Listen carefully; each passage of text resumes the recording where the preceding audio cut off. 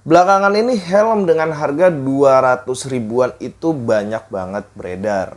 Ya, mungkin kalau misalkan kalian ingat, pertama kali itu ada ARL, ya kan, yang mengcopy kayak TTT Course. Terus ada ALV juga, terus sekarang ada banyak lah, ada JS Armor segala macam gitu-gitulah. Pokoknya helm harga 200 ribuan tuh ya dari 2023. 2022 mungkin sampai sekarang tuh masih banyak banget yang beredar. Dan memang awal-awal itu gue sama Bang Radit mikir, ya udahlah kita review biasa-biasa aja. Sampai akhirnya helm di sebelah gue ini bikin kita berdua tertarik. Kira-kira apa sih rasanya helm 200 ribuan? Apa yang bisa gue dapat dari harga 200 ribuan? Terus bagaimana build quality-nya di harga 200 ribuan? Kayaknya di video kali ini enak untuk kita bahas ya tentang helm-helm harga 200 ribu. Khususnya untuk si Shell Equalizer ini.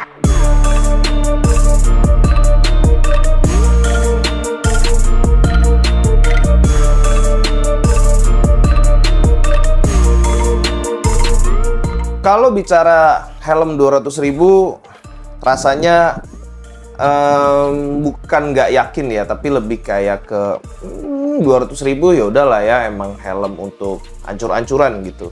Sempat yang waktu itu memang sebelum lahirnya bisa dibilang ALV, itu tuh ada dulu tuh Jitsu gitu ya. Nah waktu pas Jitsu awal-awal itu memang JS1 tuh rame banget gitu. Cuman nggak tahu kenapa belakangan ini peminat dari JS1 itu mulai redup ya. Mungkin karena dari paket pembeliannya yang sudah berbeda dari tahun-tahun sebelumnya, yang sekarang diberikan cuman helmnya dan helm kaca dan juga kaca clear dan juga helmnya aja. Jadi mungkin jadi daya tariknya agak-agak menurun. Nah, di sebelah gue ini sudah ada Shell Equalizer. Video kali ini sebetulnya bukan unboxing, tapi melainkan memang review aja. Cuman disclaimer aja dulu di awal bahwa gue lupa untuk merecord feel helmnya itu saat dipakai di jalan gitu ya. Jadi ya gue akan menceritakan semuanya di sini dan sekalian selamat berimajinasi.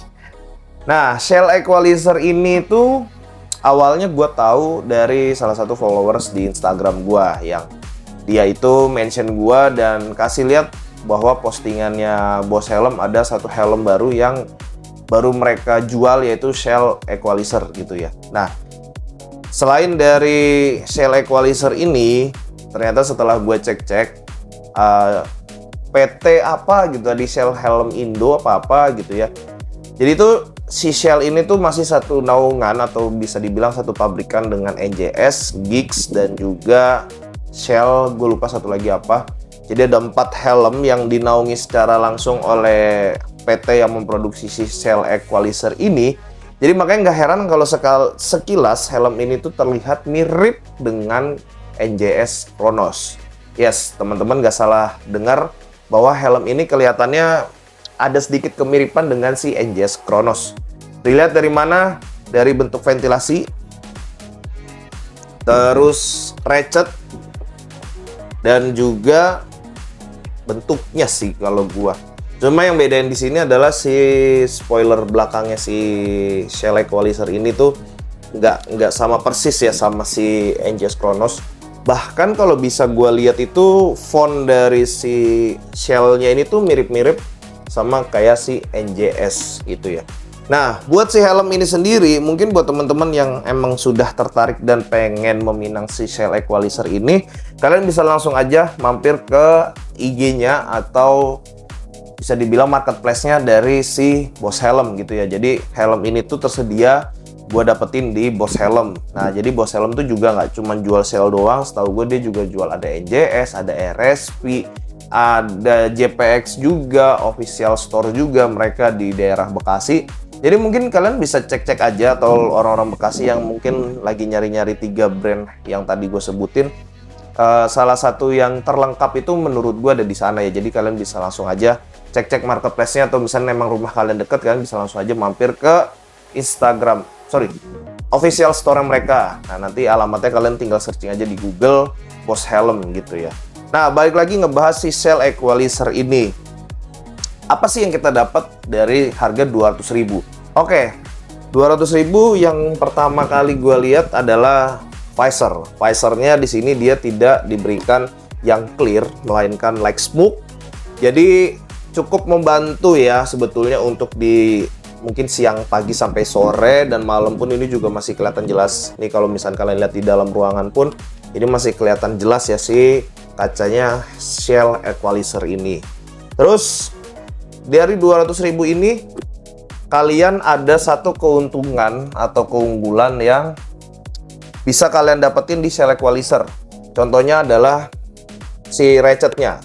Jadi buat teman-teman yang mungkin beli helm ini dan pengen ganti visor atau pengen amit-amit misalkan helm kalian jatuh rusak, jadi kalian nggak usah pusing-pusing cari spare part dari Shell Equalizer ini. Jadi memang ini bisa di PNP-in atau kalian bisa substitusi pakai punya NJS Chronos. Dan buat si ratchetnya ini gue lupa deh, nanti gue coba tanya Bang Radit. Ini tuh kalau nggak salah bisa pakai punya Galaxy Slate juga deh. Karena waktu itu Bang Radit tuh punya si NJS Chronos, itu visornya pakai punya si Galaxy Flat R kalau nggak salah ya, Flat R. Jadi kalian bisa pilih-pilih sendiri lah si visor iridiumnya pakai punyanya Galaxy Flat R, kan ada banyak, ada biru, ada silver, ada gold, ada red gold, pokoknya banyak. Jadi menurut gua nggak terlalu susah untuk menggantungkan si Shell Equalizer ini ya. Terus buat tali pengunciannya, sudah pasti helm-helm segini tuh biasanya pakainya mikrometrik alias microlock. Terus bobotnya dia juga ringan, dia juga sudah SNI karena memang ada PT-nya jelas yang menaungi dan memproduksi si helm Shell Equalizer ini. Jadi udah dipastikan helm ini SNI. Harga pastinya gue lupa berapa, sekitar 298 apa 290, sorry tadi gue sendawa dikit. Jadi harganya nggak nyampe 300 ribuan. Nah, terus untuk kualitasnya gimana Bang? Buat kualitasnya? Ya, bisa dibilang ini salah satu karakter dari ABS ya, tapi bukan yang sampai bisa dibilang sampai harus tenaga banget.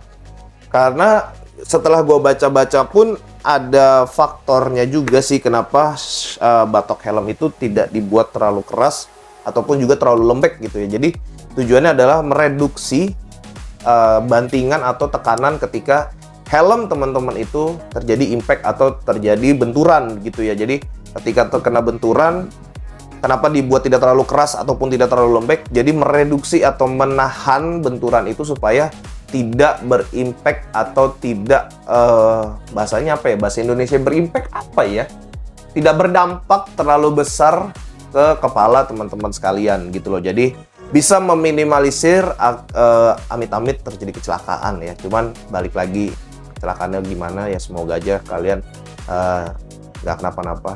Pastiin helm kalian sudah SNI, karena kalau sudah SNI ujinya itu, uji layaknya tuh setahu gue lumayan agak tinggi ya. Terus yang gue suka dari Shell Equalizer ini adalah di bagian dalam ini kalian udah dapat slot intercom yang sebetulnya dia tuh nggak dalam-dalam banget ya, ada space-nya. Tapi di dalamnya gue seneng adalah dia diberikan kain. Ini menurut gue satu nilai plus untuk helm-helm yang punya lubang intercom tapi di dalamnya kain, bukan yang plastik langsung si helmnya.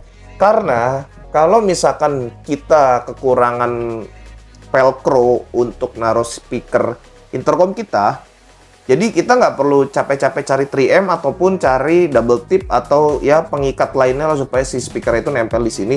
Karena bagian belakang speakernya itu kan ada gerigi-gerigi yang kalau misalnya kena kain itu bisa dibilang dia akan nempel ya dan akan kuat. Sama kayak misalnya kalian tempelin velcro yang bukan 3M-nya. Nah jadi ini enaknya gitu, kita nggak usah cabut pasang si 3M-nya gitu ya. Jadi langsung bisa ditempel di sini. Itu menurut gue satu keunggulan yang mungkin kelihatannya simple sepele, tapi di produsen lain itu tidak dilakukan gitu sih yang gue lihat ya. Dan untuk bobotnya ini juga lumayan ringan, mungkin dibilang ringan lah ya, bukan lumayan lagi. Bisa dibilang ini lumayan, bukan lumayan, sorry. Ini termasuk yang ringan gitu ya, si helm Shell Equalizer ini. Beberapa poin yang mesti jadi koreksi untuk di helm ini sebetulnya hanya di bagian kain sama fittingnya aja ya. Jadi Gua sama Bang Radit nggak tahu ini diambil fittingnya tuh pakai kepala siapa buat moldingannya, karena di gua helmnya ngerasa bagian belakang agak ngegantung. Nah, kalau di Bang Radit ngerasa bagian ubun-ubunnya atau tengahnya agak menekan. Jadi kesannya helmnya tuh kekecilan, padahal helm yang kita pakai ukurannya udah sesuai dengan lingkar kepala. Terus bagian busanya itu gambarannya adalah kalian kayak pakai NJS Kairos yang pertama kali keluar. Jadi karakter dari Cell Equalizer ini yang kita rasain adalah ini NJS Kairos V1 banget. Jadi buat teman-teman yang mungkin udah pernah pakai Kairos V1, gue tidak perlu panjang lebar menjelaskan seperti apa feel-nya. Jadi kalian udah tahu feel dari Cell Equalizer ini ketika kalian mungkin udah pernah punya si NJS Kairos V1. Nah, pertanyaan terakhirnya, kira-kira cocoknya helm ini dipakai daily, dipakai Sabtu Minggu, dipakai touring, atau seperti apa? Kalau dari gue pribadi, helm ini cocok dipakai daerah-daerah yang lumayan agak dingin. Dan ini kurang cocok buat teman-teman yang mungkin gampang keringetan, karena bagian kainnya tuh menurut gue agak kurang bisa meresap ya, menurut gue pribadi. Tapi helmnya tuh so far gimana ya? PR-nya sebenarnya cuma di bagian kain busa aja sih. Semuanya sih menurut gue masih bisa ditoleransi lah ya. Ya maksudnya berharap apa gitu di harga 300 ribuan. Cuman kalau kita bicara helm 300 ribu itu ya udah memang begini adanya helm itu gitu loh. Jadi buat teman-teman kalau memang bisa mentoleransi poin yang tadi udah gue sebutin, kalau kalian ngerasa ya fine-fine aja sih, gue mah bang nggak masalah. Walaupun gue udah pernah punya Kairos V1, ya feel-nya gue udah tahu seperti apa, dan gue ngerasain lagi di Cell Equalizer ini ya fine-fine aja. Karena ini harga 200 ribuan, kalau emang kalian mau jadiin helm tempur, ini jadiin helm tempur. Karena kacanya satu, poinnya kacanya gampang, buat spare part-nya pun juga gampang. Si masalah recet kalian bisa pakai punya Galaxy Flat Air, visor bisa pakai punya Galaxy Flat Air ataupun Chronos gitu ya. Tapi gue lupa deh, Chronos tuh ada iridiumnya nggak ya? Ya kalau misalnya kalian nggak ada iridiumnya buat Chronos, kalian beli aja lah Galaxy Flat Air ya, kayak gitu. Terus buat yang pengen beli, kalian bisa langsung aja cek ke Shopee-nya Bos Helm, Tokopedia, TikTok juga ada. Mereka juga setahu gue setiap sore mereka live sih. Ya gitu aja buat ngebahas si Cell Equalizer ini. Menurut pribadi gua, kalau misalkan ada pertanyaan silahkan tulis aja di kolom komentar. Nanti sebisa mungkin bakalan gua jawab pertanyaan seputar Cell Equalizer ini. Atau kalian pengen di-compare nggak Cell Equalizer ini? Silahkan tulis juga di kolom komentar ya. Itu aja dari gua Bang Semi. Kita ketemu di video review selanjutnya. See you next video. Bye-bye.